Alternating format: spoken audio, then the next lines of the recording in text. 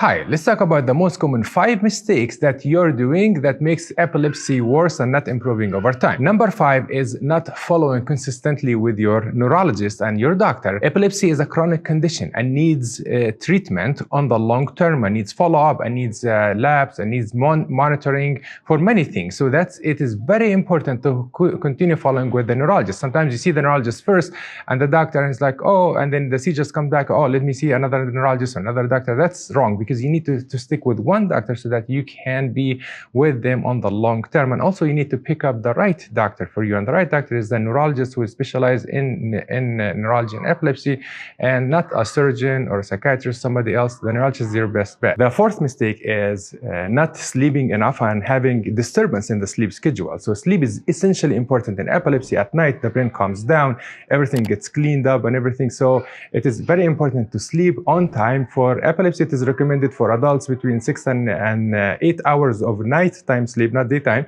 nighttime sleep, and that is very, very important to do.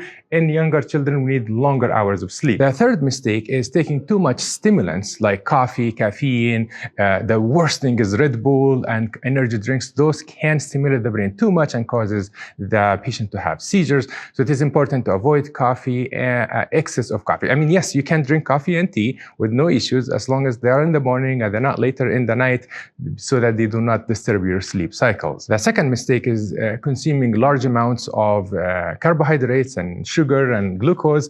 Sometimes it can be the trigger for seizures, and so as well the alcohol. So we know that alcohol is a big trigger for seizures and epilepsy, and it is recommended for people with epilepsy to avoid alcohol altogether or decrease the intake as much as possible. And the number one mistake we should avoid is missing the medications or not being consistent with taking the medications. We know epilepsy medications are very delicate.